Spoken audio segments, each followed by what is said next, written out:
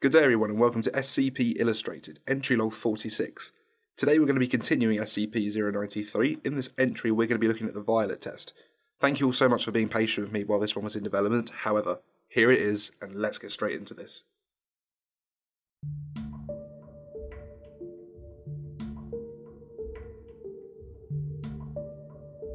Mirror Test 3. Colour Violet. Subject is D-84930, male, 21 years of age, average physique. Subject's background shows instance of second-degree murder of a police officer during a drugs bust. Normally this crime, while severe, would not qualify a person for a sentence that would end up with us, but the murder of the officer was especially brutal and excessive violence was used. This subject was uncooperative and had to be reminded that his cooperation would only benefit him. Subject entered the provided mirror while holding SCP-093, which emitted a violet colour. Outside technicians observed that the mirror retained a true reflection until the subject had completely passed into it, at which time the view changed to a cityscape, urban, lightly tinged in purple, similar to the first test. Video feed follows in the attached media. Camera flickers to life and pans around the area. The subject is in what appears to be a modern downtown district, similar to a city like New York. The streets are mostly bare except for a few cars of unknown make or model.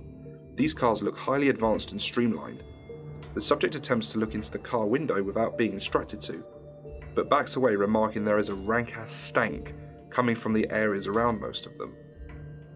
Subject is persuaded to move closer to one car and does so with coughing, wiping off a window which is covered in dirt.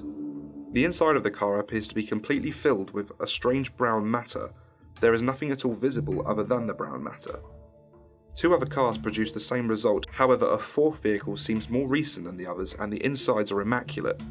The doors to this vehicle also are unlocked, and the subject quickly gets inside then shuts the doors.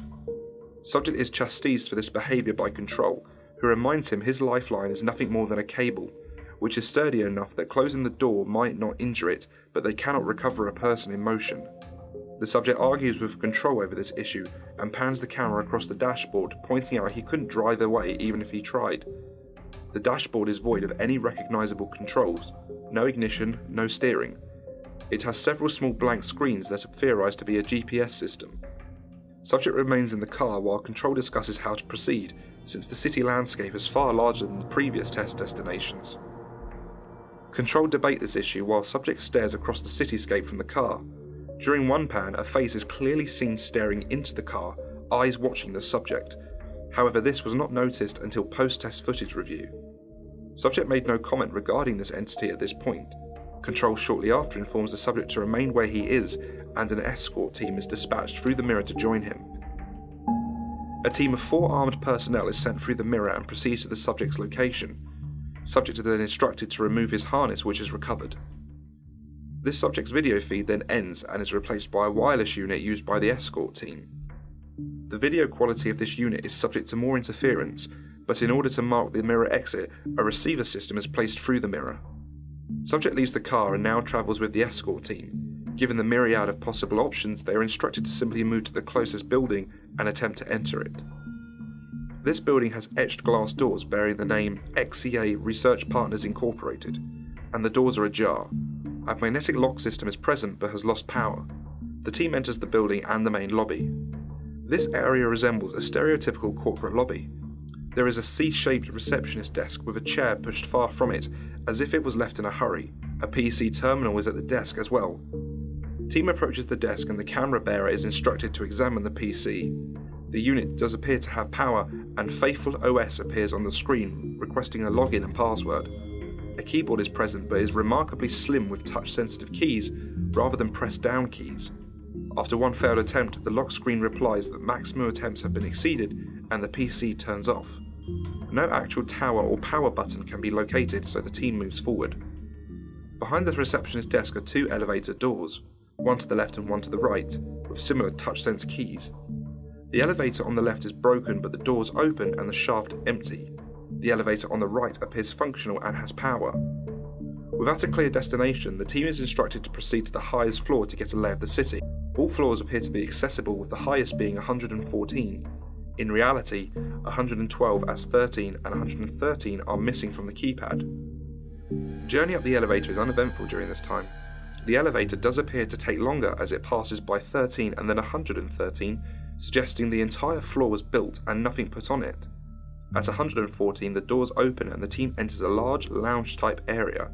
There are many couches with dust on them. A widescreen, apparently LCD TV of approximately 60+ inches in size, dominates the wall in front of them with no power. A series of windows are open, allowing in sunlight, at the far end of which the team proceeds and angles the camera outside. The view of the city is astonishing. This building is one of the tallest visible, but certainly not alone in its stature. The city below is grey and silent, no evidence of life at this altitude. Some buildings in the city have a strange brown growth that appears to have been splashed against them as if a gelatinous mass was flung and then seeped down before hardening. Other buildings have floors where the glass has been shattered and the same brown substance is seeping out the edges. One member of the team calls the camera bearer to the windows on the other side. From the other side of the building, the city edges can be seen. Attention is pointed towards an expressway that encircles the city, upon which crawls another of the large half-body humanoids, dragging itself with its elastic arms as witnessed in previous tests. It travels the highway then moves out of sight. The team returns to the elevator and notes that a button has been activated for floor 74. No one has approached the elevator, so the team agrees to travel to this floor. On the 74th floor, the doors open and reveal a waiting area to which appears to be the doctor's office. At the reception desk there is a sign-in sheet with a series of names and dates. The dates on the sign-in sheet all carry the year 1953. A PC at the receptionist area is on and functioning as a user desktop. The background for the PC is a large set of praying hands with the words Faithful OS under them. On the desktop, a series of folders with years on them containing files that, when clicked using the center button of the mouse, open to a word viewer. All files appear to be appointment information. On the desk is a notepad titled From the Desk of Dr. Burksyy, Blessed Purificationist. The door to the doctor's area is sketched with the same name and title as well as a crucifix.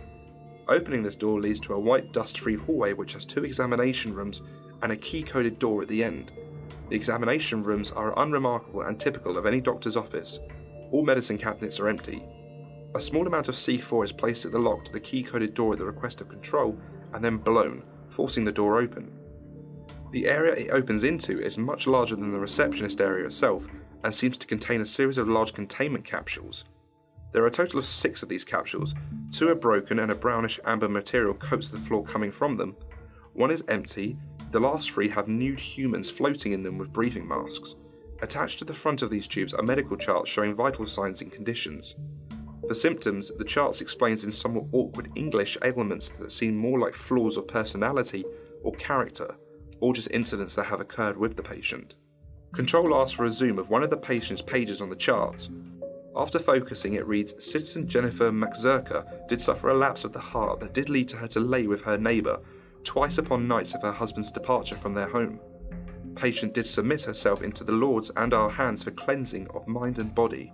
Prayer administered by High Father Uwalakin and patient submitted to a 3-day period in the Lord's tears to cleanse her system, then released in good spirits. The topmost page reads, Citizen Alberius Farhan struck out at a High Father during a sermon, blaspheming that the Lord's tears did turn his daughter to be upright in mind and heart, thusly laying blame for her whorish activities at the feet of the High Father and his blessing. With no proof of these blasphemies, the forgiving judge and the punishing judge did agree that Alberius Farhan should bathe in the Lord's tears himself for a week to be cleansed of mind and soul, thus to prove his daughter's ways are fault of not the father's hands and to give him peace of self. Subject who has been travelling quietly with the escort team now begins to panic. The camera pans focus on him and he is surrounded by entities, similar to those witnessed in the first 2 tests. Escort teams report in that the subject is having a panic attack, but control requests them to stand still and wait. The subject screams at the entities which are denied to exist by the team commander, stating subject is alone in the corner. Control requests that one of the team members be dispatched to approach and recover the subject. The escort team member approaches the subject as ordered. On the video, the figure's parts make a pathway for the approaching member, who lifts the subject to his feet and brings him out of the corner. The figures on the video are then seen closing ranks to close the path. Subject is lifted to his feet by an arm and escorted through the figures that close their ranks when the subject is moved. They remain steadfastly staring at the subject no matter where he moves to. Control requests the team to return now. Team turns to leave. Before leaving, a team member mentioned something noticed at the receptionist desk, a binder labelled the Lord's Tears. Control requests the binder be returned as well, and it is stowed in the subject's field kit. The team returns to the elevator and returns to the ground floor. Upon leaving the building, the subject points down to the street towards the direction of the entry point. The camera pans to a section of raised expressway, across which one of the large torsos is crawling slowly. The entity turns its featureless head to look at the escort team, raises its head to the sky, and emits a bellowing sound. The team leader issues the order to move, heading for the spot marked by the wireless video receiver. The creature on the expressway extends an arm down that stretches to touch the ground before the camera moves to the port. All team members save one move through the entry point. Subject moves through the entry point and the mirror returns to its reflective surface. SCP-093 is dropped by the subject, who panics and tries to fight his way out of the room. Subject is terminated by team leader after he draws the field kit pistol. Team leader requests the portal be reopened, but it takes several minutes to find someone who can hold SCP-093 and generates a similar colour. When a matching colour is displayed and applied to the mirror, the video receiver is visible and all individuals report a horrific smell. The team leader moves through the entryway with the control person. The uniform and possessions of the escort team member who have been left behind are present and recovered, but the member himself is nowhere to be seen and does not respond to shouts. The member assumed KIA and wireless receiver recovered. Control and escort return through the entry point and the mirror returns to its reflective surface. A later review of the recovered camera shows the escort member grasping at the air where the entry point should be and then turning to look up at the oversized torso. A brown gel seems to drip off the creature as it moves that disappears shortly after being dislodged, as if evaporating. Several shots are fired at the creature's face with the automatic weapon carried by that land in the face of the creature, causing a spray of less viscous brown liquid to pour forth from the wounds. Screams obscenities as the face of the creature descends upon him and the camera is pushed to the ground. Camera feed remains dark for approximately 65 seconds before the light comes back and the camera films the creature crawling back to the expressway and pulling itself onto it, then crawling in the direction it was originally headed. Believed to have been absorbed by the creature and perhaps digested. This may have been an example of how these unknown entities feed by direct contact with living material. Further study is recommended to be avoided on this issue. Return ledger filed as... And that concludes the violet test of SCP-093. The yellow test will be next, and that will be with us soon enough. Hopefully a lot quicker than the violet test, as the yellow test is a bit shorter. Be sure to join the Facebook and the Twitter for updates on when that video is going to be coming out, and if you can't wait that long and you want a whole load of other cool stuff, then you need to join the Patreons now. You're going to get early access to every single video, all the sketches, video updates, access to the Discord to chat with me and the other Patreons. You can request your own SCPs and see loads of other cool things that will be going on.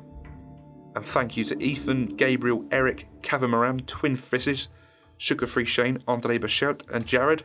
Big thanks to Matthew and Payne Evan, and special thanks to Steffi for sponsoring the channel. I appreciate every single one of your pledges and it really helps to get me closer towards my end goal. And I'll see you all soon, guys. Take care.